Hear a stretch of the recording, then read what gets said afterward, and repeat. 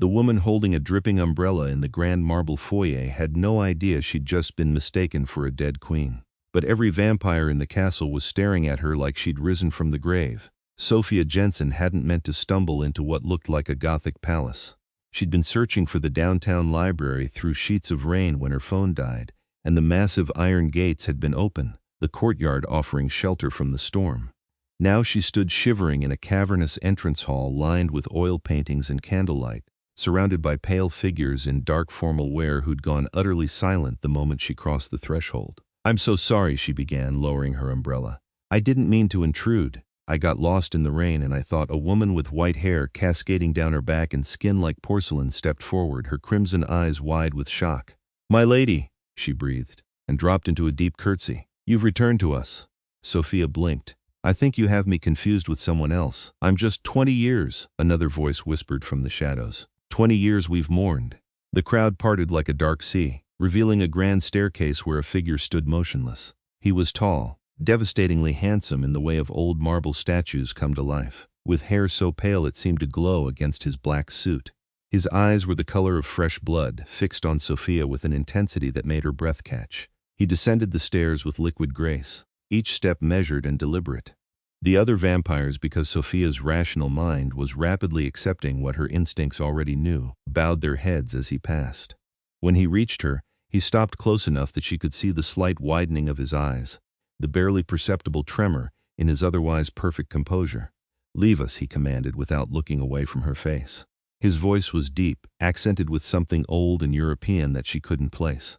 The hall emptied in seconds, the sound of retreating footsteps echoing through distant corridors. Sophia found herself alone with the vampire king. She was absolutely certain that's what he was, and the rain hammering against stained glass windows high above. "I should go," she said, though she couldn't move. His gaze held her pinned like a butterfly under glass. "You look exactly like her." His hand rose as if to touch her face, then fell back to his side, fingers curling into a fist. "Exactly like who, my bride?" The words came out rough like they hurt. "Seraphina. She died 20 years ago today." Sophia's heart hammered.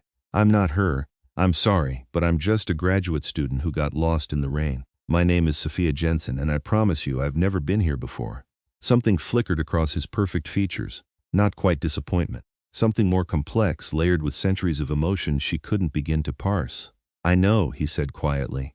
"I can hear your heartbeat, smell your humanity. You are not her. Then why didn't you correct them? Everyone out there thinks, I know what they think."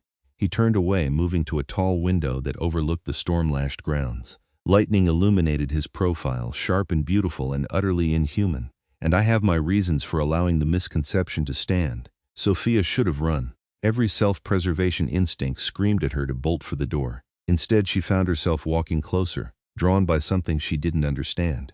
"What reasons?" He was silent for a long moment, watching rain streak down the glass.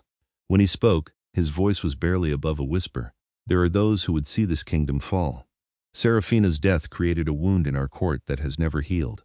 Factions have formed. Loyalties have splintered.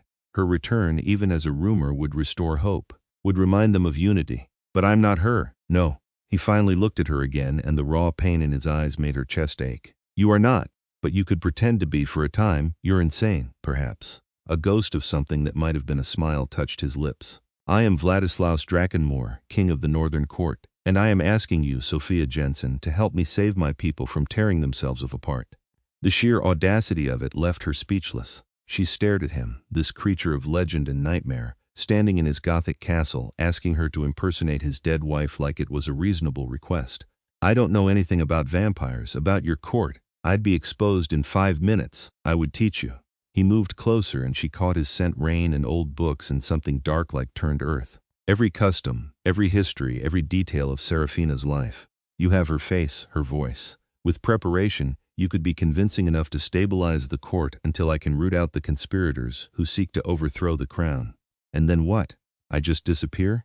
Everyone thinks their returned queen abandoned them again? Then we stage your death." His expression hardened. "A noble sacrifice, a martyr to rally behind. It would unite the court permanently." Sophia's mind reeled. "This is crazy. I have a life. School, friends, a thesis due next month. I will compensate you beyond your wildest imagination."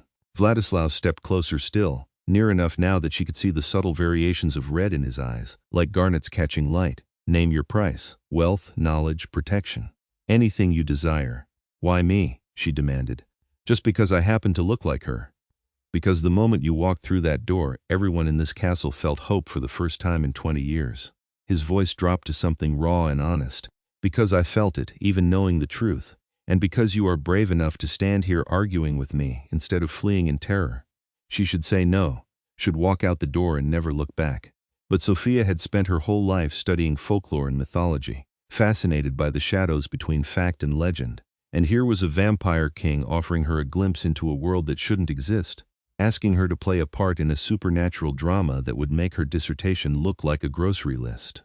2 weeks, she heard herself say. I'll give you 2 weeks to find your conspirators and sort out your court. Then I walk away with enough money to pay off my student loans and we're done. Something blazed in Vladislaus's eyes. Relief, maybe. Or triumph. Agreed. But there are conditions you must understand. While you are here, you are under my protection. That means you go nowhere without an escort. Do nothing without my knowledge. The castle is not safe for a human, even one pretending to be queen. What happened to her? Sophia asked. To Seraphina. How did she die? His expression shuddered like a door slamming closed. That is a story for another time. For now you need rest and preparation. Morella will show you to the queen's chambers. Tomorrow your education begins. The white-haired woman from before materialized so quickly Sophia jumped. Morella's crimson eyes were bright with tears as she looked at Sophia. My lady, after all these years, we thought you were lost to us forever. Guilt twisted in Sophia's stomach. These people genuinely mourned their queen, and here she was preparing to lie to them. But Vladislaus's hand settled on the small of her back, a touch so light and yet somehow possessive, and she found herself following Morella up the grand staircase without protest. The queen's chambers were stunning. A massive 4-poster bed with dark velvet curtains dominated one wall, while floor-to-ceiling windows overlooked rain-soaked gardens. Oil paintings covered every surface, many of them featuring a woman who could have been Sophia's twin. Same dark hair with its slight wave, same heart-shaped face, same full lips. The resemblance was uncanny enough to make her skin prickle. I preserved everything exactly as you left it, Morella said, opening an armoire filled with gowns that looked like they belonged in a period drama. I knew you would return to us. I never stopped believing. Sophia touched one of the dresses, silk cool beneath her fingers. Morella, I need to know, what was she like? Seraphina. The vampire's expression softened with memory. Kind. So impossibly kind for a creature of our world. She saw beauty in everything, found joy in small moments. The king was different when she lived softer. He smiled then. Morella's voice dropped to a whisper. Her death broke something in him that has never healed. How long were they married? 500 years, my lady. They were legends even among immortals. Soulmates bound by blood and choice and love that transcended death itself. Or so we thought. Morella blinked rapidly. But you are here now, returned to us, and perhaps the bond was stronger than even death could sever. The guilt intensified. Sophia opened her mouth to confess, to explain the truth, but Vladislaus's words echoed in her mind. These people needed hope, needed unity. Could she really destroy that just to ease her own conscience? I'm very tired, she said instead. It's been an overwhelming day. Morella nodded, understanding in her ancient eyes. Of course, I will have food brought up. You must be hungry. After the vampire left, Sophia sank onto the bed and dropped her head into her hands. What had she gotten herself into? This was madness, impossible. And yet here she was, sitting in a dead queen's bedroom, about to pretend to be a vampire's bride. A soft knock interrupted her spiral. Come in, she called, expecting Morella. Vladislaus entered instead, carrying a tray laden with food that smelled heavenly. I thought you might prefer if I brought this myself. To talk, do you usually play servant to your guests? You are not a guest. You are pretending to be my wife. He set the tray on a small table near the window. That makes this situation rather unique. Sophia approached the food warily, but her stomach growled at the sight of fresh bread, cheese, fruit, and what looked like some kind of stew. Do you eat food, I mean? We can, though it provides little nourishment. Blood is what sustains us. He poured her a glass of wine with practiced elegance. But I remember enjoying the taste of things before my turning. How long ago was that? 1,500 years, give or take a few decades. He settled into a chair, watching her with those unsettling red eyes. I was a warlord in the Carpathian Mountains when a vampire ancient enough to remember the fall of Rome decided I was worthy of immortality. I did not thank her for the gift at the time. Sophia sat down and began to eat, grateful for something normal to focus on. And Seraphina? Was turned 1,000 years ago by a French vampire court. We met during a territorial dispute and nearly killed each other. His expression softened almost imperceptibly. She was fierce, brilliant, utterly unafraid of me even when she should have been. I fell in love with her across a battlefield, weapons drawn, and spent the next century convincing her to marry me. The way he spoke of her made Sophia's chest tight. You really loved her. With everything I was, everything I am. He leaned forward, elbows on his knees, suddenly looking less like an immortal king and more like a man carrying unbearable grief. Her death nearly destroyed me. Would have if I had not had responsibilities to this court. People depending on me. I'm sorry, Sophia said softly, for your loss, and I'm sorry that I'm not really her. Do not apologize for existing. Vladislaus's gaze met hers with unexpected intensity. You may wear her face, but you are your own person. I would not forget that nor ask you to be anything other than what you are.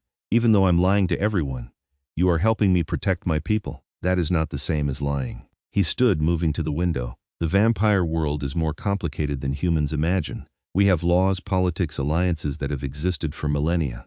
When Seraphina died, she took with her the treaties she had negotiated, the peace she had brokered between warring factions. Without her, old grudges resurface, old ambition. Who do you suspect is plotting against you? Several possibilities. Lord Corvinus has always coveted the throne.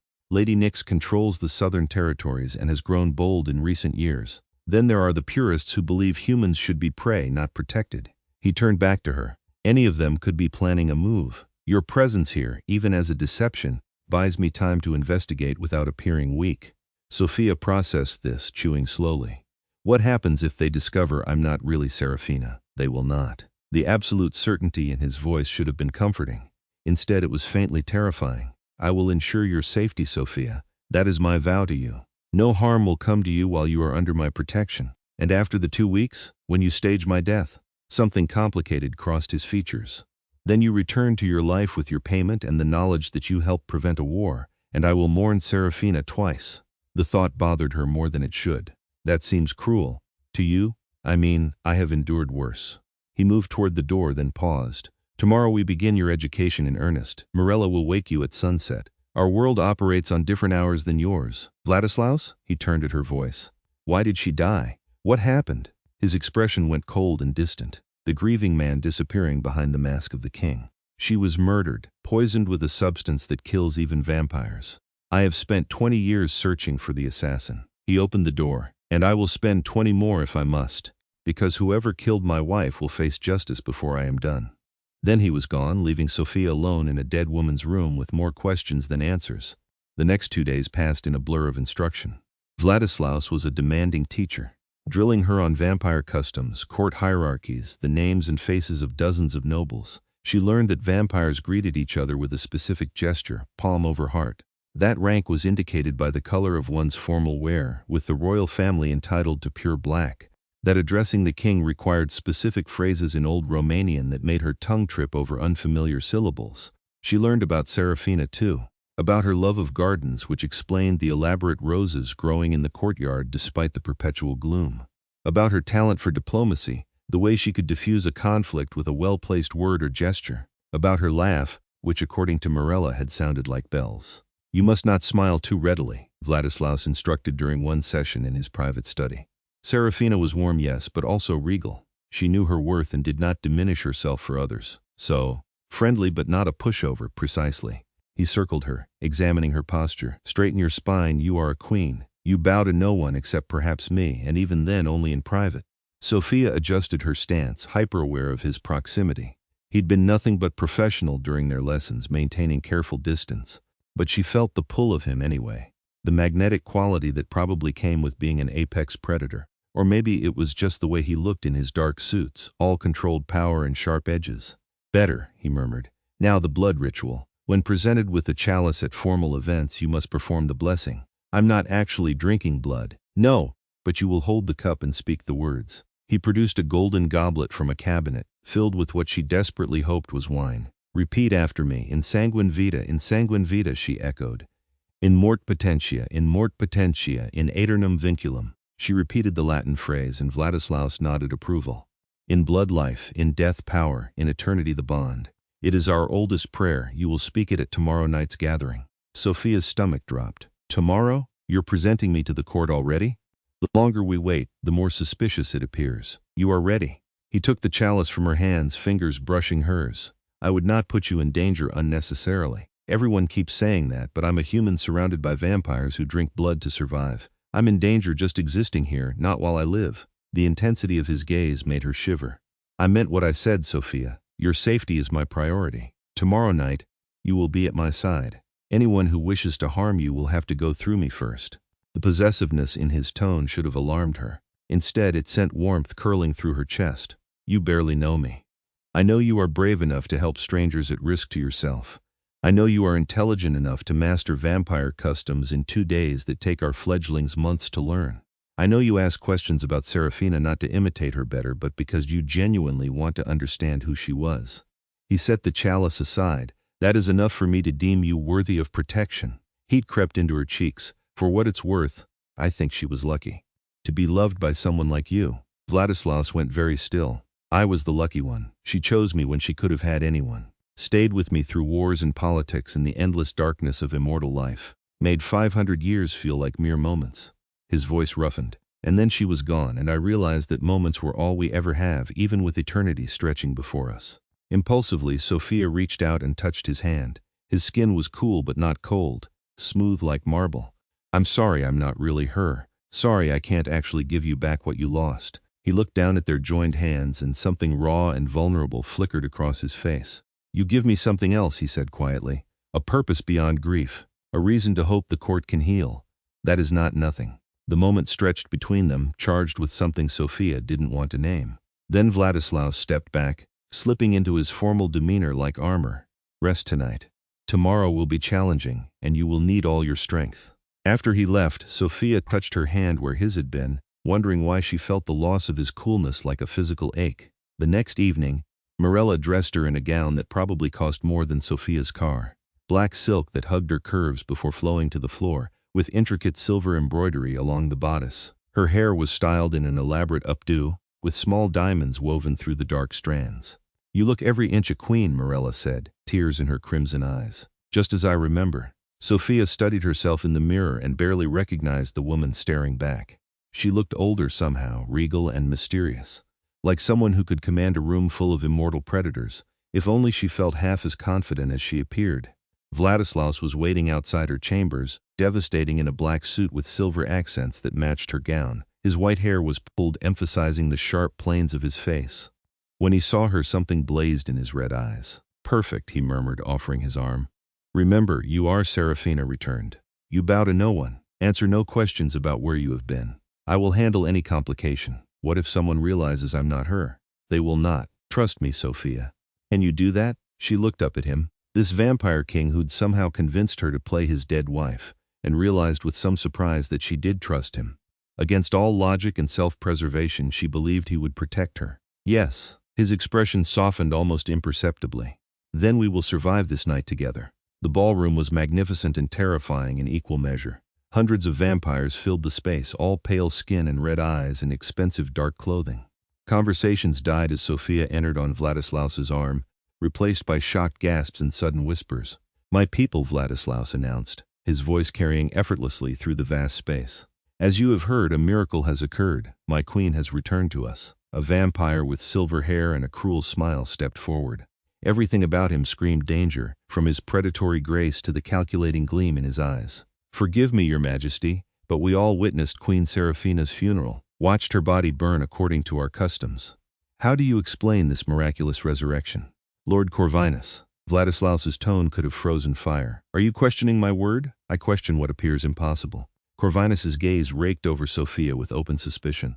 "The queen died 20 years ago. Yet this woman appears not a day older than when we laid her to rest." Sophia's heart hammered, but she kept her expression serene the way Vladislaus had taught her. "I do not owe you explanations, Corvinus. But perhaps you have forgotten that vampires do not age. 20 years is nothing to our kind, and yet you died. Multiple witnesses confirmed it. Apparently those witnesses were mistaken." She lifted her chin, channeling every ounce of regal confidence she'd practiced. "I am here now, returned to my king and my court. That is all that matters." Vladislaus's hand settled on the small of her back, a gesture of both support and possession. "This discussion is over. Any who doubt the queen's identity may take their concerns elsewhere. Tonight, we celebrate." Music began to play, some kind of classical piece that sounded like it belonged in a different century. Vampires began to move again, though Sophia felt their stares like physical touches. Corvinus bowed stiffly and retreated, but his expression promised this wasn't finished. "You handled that well," Vladislaus murmured, leaning close enough that his breath ghosted against her ear. "But Corvinus will not be easily convinced. We must be careful." "He's the one you suspect?" "One of several. Stay close to me tonight. Do not let anyone separate us." The next hours were an exercise in controlled terror. Sophia smiled and nodded as various nobles approached to express their joy at her return. She spoke the Latin phrases Vladislaus had taught her, performed the gestures, played the part of a resurrected queen, and through it all Vladislaus remained at her side, a solid presence that kept her grounded. But the questions were relentless. Where had she been? How had she survived? Why had she not returned sooner? "I do not remember," she said, sticking to the script they'd agreed upon. "The last 20 years are blank. I woke alone, confused, and followed my instincts home. That is all I know." A female vampire with hair like spun moonlight glided up to them, her smile sharp enough to cut glass. "How convenient. No memory of 2 decades, yet you remember the king, the castle, all of us, Lady Nyx." Vladislaus's tone held warning. "You will show the queen respect." "Of course, your majesty. I merely find it curious that my lady's miraculous return coincides with growing unrest in the court, almost as if she appeared exactly when you needed her most." Sophia's pulse spiked, but she forced herself to meet Nyx's crimson gaze without flinching. "Are you suggesting the king orchestrated my return?" "I suggest nothing. I merely observe." Nyx's smile widened. "But I look forward to becoming reacquainted, my queen. We have much to discuss about the years you missed." After she drifted away, Sophia let out a shaky breath. "She knows, she suspects. That is different." Vladislaus guided her toward a balcony overlooking the gardens. "You need air." The night was cool and quiet compared to the ballroom's oppressive atmosphere. Sophia gripped the balcony railing, trying to slow her racing heart. "I can't do this. They're going to figure it out, and then what? Will they kill me? No one will touch you." Vladislaus moved to stand beside her, close enough that his shoulder brushed hers. "I will not allow it. You can't fight your entire court. Watch me." The absolute certainty in his voice made her turn to look at him. In the moonlight he looked even less human, too beautiful, too perfect, like a marble god come to life. "I have ruled this court for over 1,000 years. Fought wars, survived betrayals, outlasted countless enemies. I will not lose you to political machinations." "Why do you care?" The question escaped before she could stop it. "I'm just some human you're using to stabilize your court. Once this is over, I'm gone. Why does it matter so much that I'm protected?" Vladislaus was silent for a long moment, staring out at the shadowed gardens. When he spoke, his voice was rough with emotion. "Because you deserve protection. Because you took a risk to help strangers, and I will not see you punished for that kindness. And because," he trailed off, jaw tightening, "because when I look at you, I feel something I thought died with Seraphina." He turned to face her, fully red eyes blazing with intensity. "Not love. You are not her, and I will not dishonor either of you by pretending otherwise. But hope, interest, the possibility of something beyond endless grief." His hand rose to cup her cheek, thumb brushing her skin with devastating gentleness. "You make me remember what it was to care about someone beyond duty." Sophia's breath caught. She should step back, maintain distance, remember this was temporary. Instead, she found herself leaning into his touch. "Vladislaus, I know." He dropped his hand, stepping back with visible effort. "Forgive me. That was inappropriate. You are here to help, not to serve as a replacement for what I lost." "That's not what I was going to say." Sophia's heart pounded, but she forced herself to continue. "I was going to say that I feel it too, this pull between us. And I don't know if it's real or just the situation or some kind of vampire thrall. I am not enthralling you." He sounded almost offended. "I would never use that power on you. Then what is this?" "I do not know." He looked as confused as she felt, vulnerability written across his perfect features. "But I find myself looking forward to our lessons, to your questions and observations, to the way you tilt your head when you are thinking. You have been here mere days, and already I cannot imagine the castle without your presence." A crash from inside the ballroom shattered the moment. Vladislaus moved with inhuman speed, placing himself between Sophia and the door as screams erupted from within. "Stay behind me," he commanded, and his voice had gone cold and deadly. They rushed back into the ballroom to find chaos. Several vampires lay unconscious on the floor, while others shouted in alarm. In the center of it all stood Corvinus, holding a silver dagger that gleamed with something dark and oily. "Poison," Vladislaus breathed. "The same kind that killed Seraphina." Corvinus's smile was triumphant and mad. "Did you think I would accept this farce? This pretender wearing our queen's face?" He turned to Sophia, madness glittering in his eyes. I was there when Seraphina died, watched the poison consume her. That woman is not our queen, and I will prove it by watching her die the same way." He lunged with supernatural speed. Sophia barely had time to gasp before Vladislaus intercepted him, the two vampires colliding with enough force to crack the marble floor. They moved too fast for her human eyes to track, a blur of violence and inhuman strength. "Vladislaus!" She screamed as Corvinus's blade sliced across his chest, leaving a smoking wound. Other vampires rushed to intervene, restraining Corvinus even as he fought like a demon. Vladislaus staggered, blood impossibly red staining his shirt. The poison was spreading, darkening his veins in spiderweb patterns. "No!" Sophia ran to him, catching his arm as he swayed. "No, you're not dying, you can't. The poison." He gritted his teeth against obvious agony. "Same that killed her. There is no cure. Then we'll find one." She looked desperately at Mirella. "There has to be something. Some kind of treatment. My lady, we tried everything when the queen was poisoned. Nothing worked."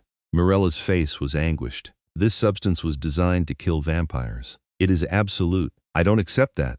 Sophia turned back to Vladislaus, gripping his face between her hands. "You listen to me. You don't get to bring me into this world, make me care about you, and then die.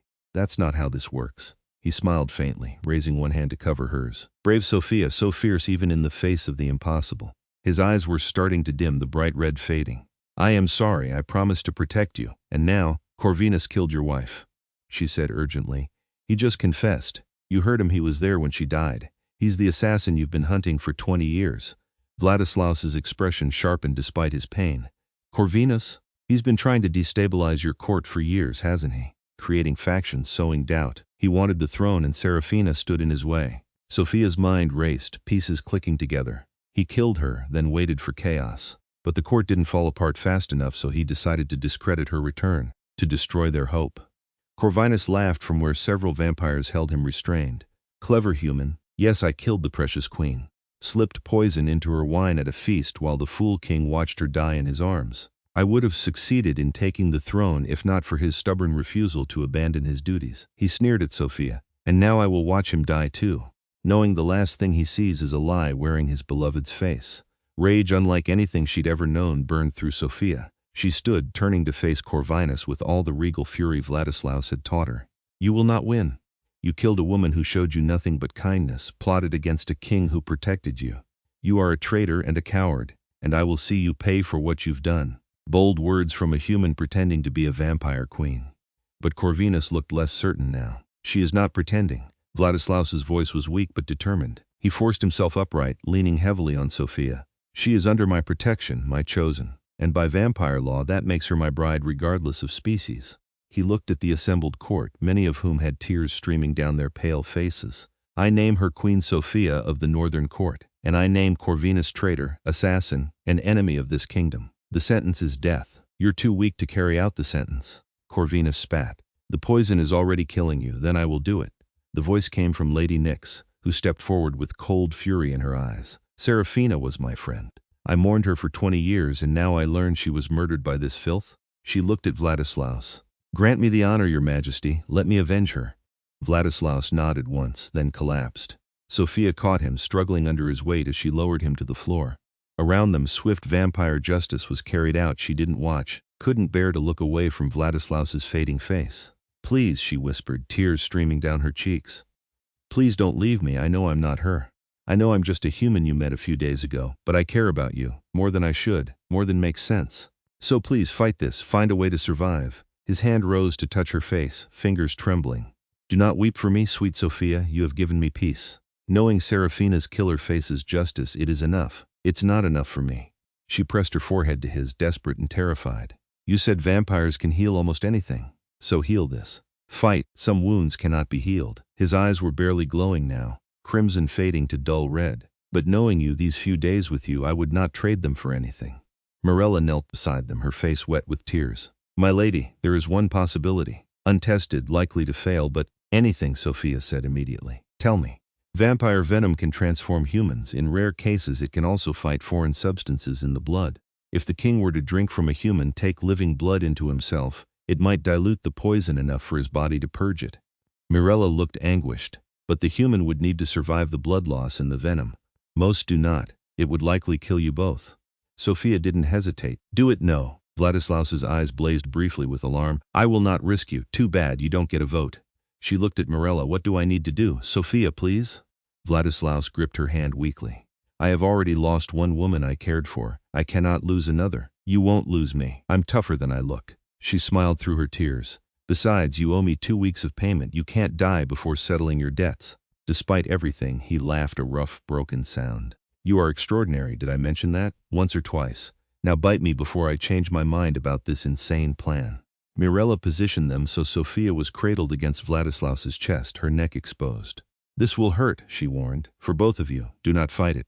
Let the exchange happen naturally. Vladislaus's hand cupped the back of Sophia's head, fingers threading through her hair. I am sorry, he whispered against her skin. So very sorry. Stop apologizing and save yourself. She closed her eyes. I trust you.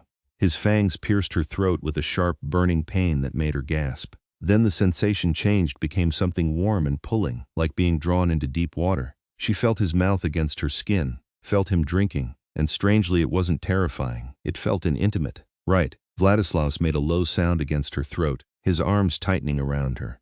She could feel his heartbeat. Did vampires have heartbeats? Pounding against her back. Could feel the poison fighting the fresh blood. A battle happening inside him that she was somehow aware of. The world started to blur at the edges. She was giving too much, she knew that distantly. But if it saved him, it was worth it. Enough, Mirella said urgently. Your Majesty, you must stop or you will kill her. Vladislaus pulled away with visible effort, and Sophia saw his face had regained some color. The dark veins were receding, the poison losing its grip. But she was so cold now, so tired. Sophia? His voice sounded far away. Stay with me, please. Did it work? She managed to ask. Are you going to live? Yes. The poison is fading. You saved me. He bit his own wrist, blood welling dark and red. Now you must drink. Let my venom enter your system. It will heal the blood loss. She tried to protest that she didn't want to become a vampire, but the words wouldn't come. Vladislaus pressed his wrist to her lips and instinct took over. She drank, tasting copper and earth and something wild, and felt liquid fire pour through her veins. The pain was extraordinary, like being burned from the inside out. She heard herself screaming, felt Vladislaus holding her through the agony, murmuring words in languages she didn't understand, promising things she couldn't quite hear. Then darkness claimed her, soft and absolute. When Sophia woke, her first thought was that she'd never been so comfortable in her life. The second was that the room seemed oddly bright despite the heavy curtains. The third was that she could hear a dozen heartbeats, smell flowers from the garden 3 floors below, and feel the individual threads of the sheets against her skin. Oh no, she whispered. I'm a vampire. Not entirely. Vladislaus appeared beside the bed with that inhuman speed she was starting to recognize. He looked fully healed, though exhaustion shadowed his features. You are something in between. The transformation did not complete. I stopped feeding you my blood before the change could finish. You are still human, but enhanced. Stronger, faster, with heightened senses. The effects will fade in a few weeks. Sophia sat up slowly, testing her new awareness. Everything was more vivid, more intense. I saved you. You did. He sat on the edge of the bed, taking her hand carefully as if she might break. You risked everything for a vampire you barely knew. Why? She met his red eyes, seeing emotion there that made her heart ache. Because in those few days you became important to me. Because I couldn't stand the thought of you dying. Because somewhere between vampire court lessons and discussions about your dead wife, I started falling for you. His breath caught. Did vampires need to breathe? Sophia, I know it's crazy. I know it makes no sense. We're from different worlds, different species basically. You loved someone else for 500 years, but I can't help how I feel. She squeezed his hand. And I'm not Seraphina. I'll never be her, but maybe I can be someone new. Someone you might care about for different reasons. Vladislaus was quiet for a long moment, studying their joined hands. When he looked up, his eyes were bright with unshed tears. You are correct. You are not Seraphina. You are sharp where she was gentle. Bold where she was diplomatic, human where she was vampire. You challenge me, question everything, refuse to be intimidated even when you should be.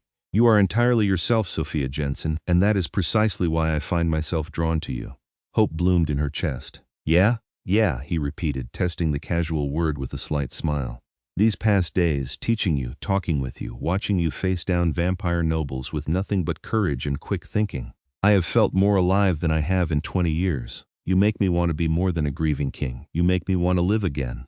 So what happens now? She asked softly. The court thinks I'm Seraphina returned. Corvinus is dead.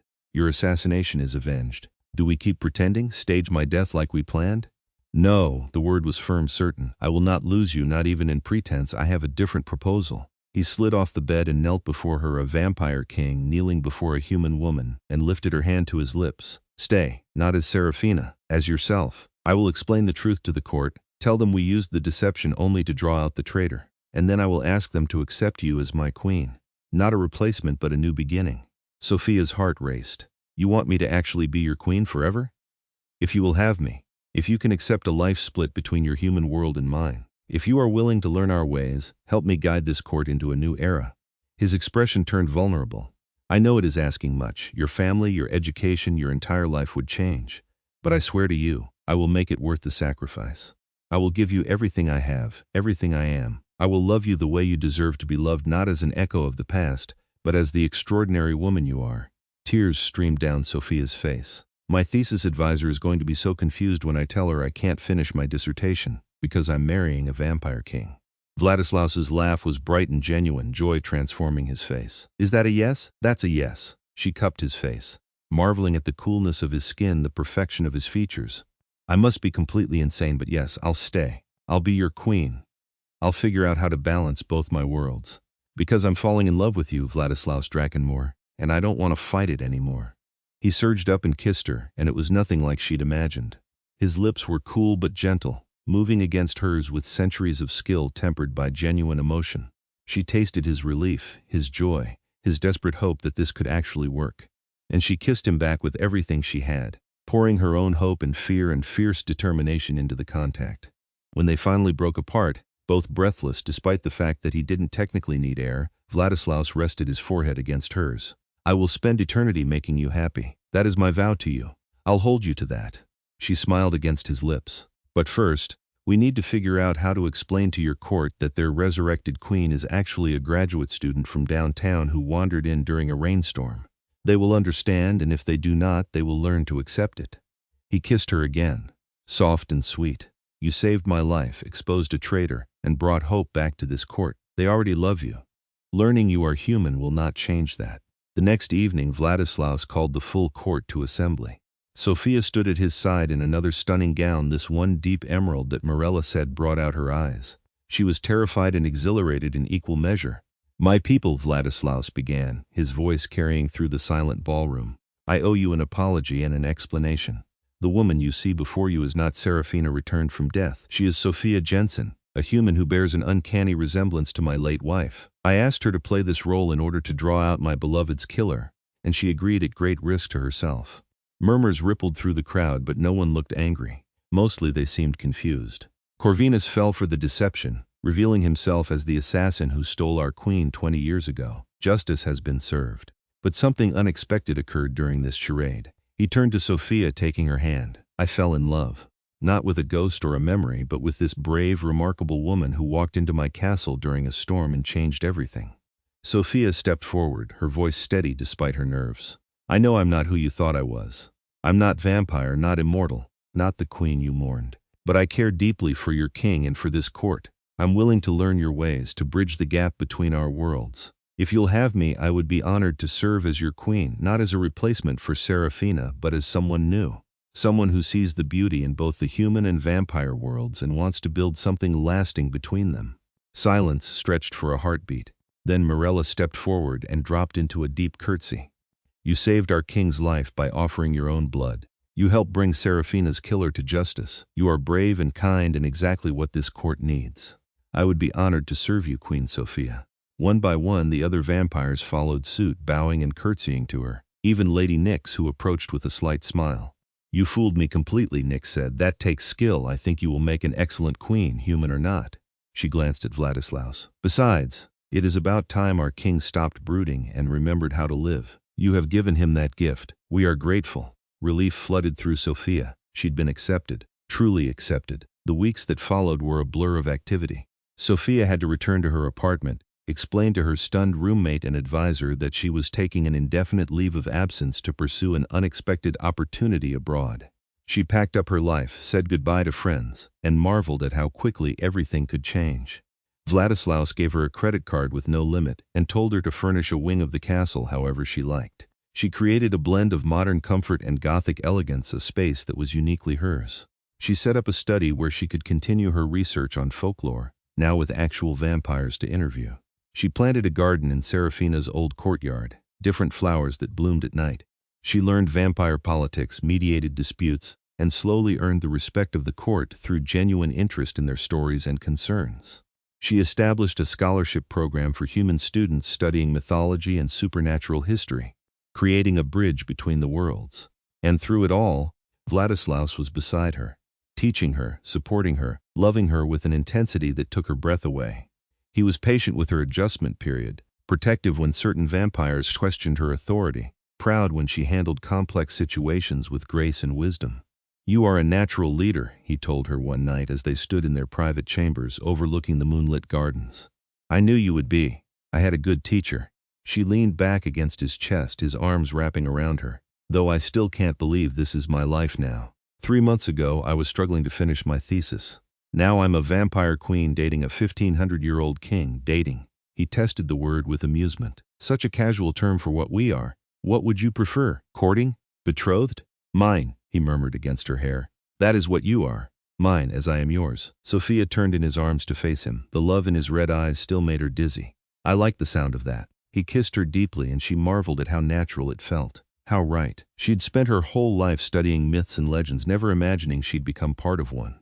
But here she was, a human woman loved by a vampire king, queen of a court that existed in the shadows of the modern world. 6 months after she first stumbled into the castle, Vladislaus proposed properly. He took her to the highest tower at midnight, where stars blazed overhead and the city lights twinkled below. He knelt before her with a ring that had belonged to his mother, a ruby the color of vampire eyes set in ancient gold. "Sophia Jensen, you walked into my life during a storm and brought light to centuries of darkness. You are my second chance, my new beginning, my reason to hope. Will you marry me? Will you be my wife, my queen, my partner for whatever time we are given?" She didn't even have to think. Yes. 1,000 times yes. The wedding was a blend of vampire tradition and human custom, held in the castle's grand ballroom under a full moon. Sophia wore white silk with black lace, a dress that represented the union of their two worlds. Morella cried through the entire ceremony. Lady Nyx gave a toast that was equal parts touching and inappropriate. The celebration lasted 3 days, with vampires and select humans mingling in cautious but genuine harmony.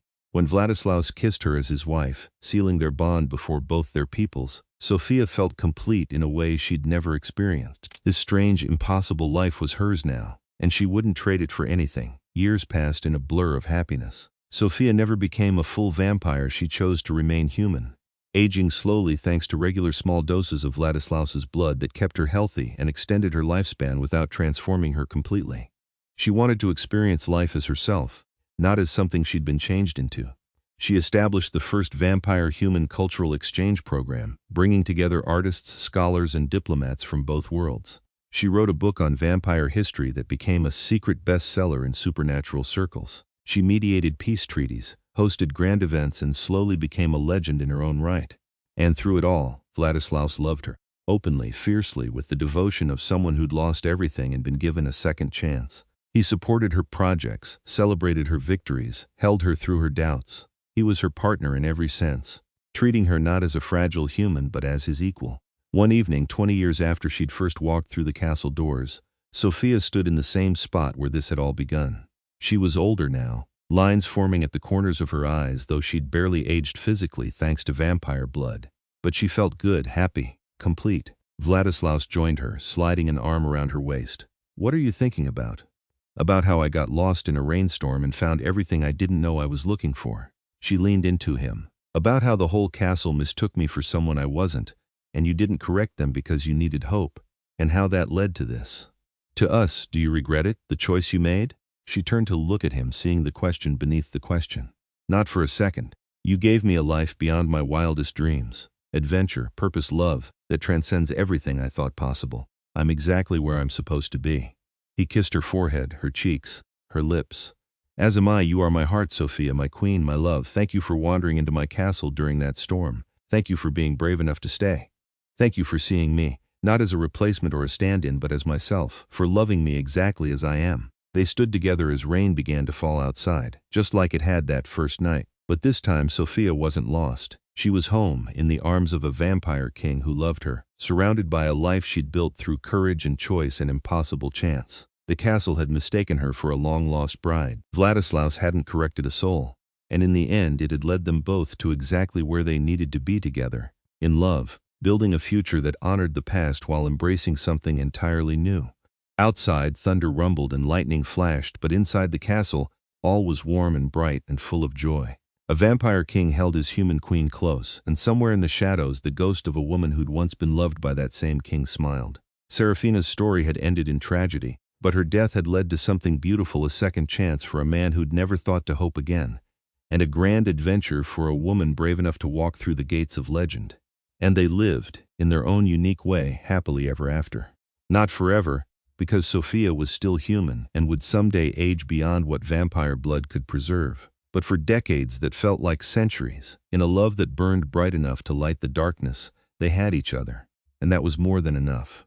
The rain continued to fall, washing the world clean, as inside the castle, two souls from different worlds found peace in each other's arms. A vampire king and his human queen, bound not by mistake or deception, but by choice, love, and the courage to build something new from the ashes of loss. Their story became legend in both worlds, a tale of second chances, of love that transcended species and time, of a woman who walked into a castle during a storm and changed everything.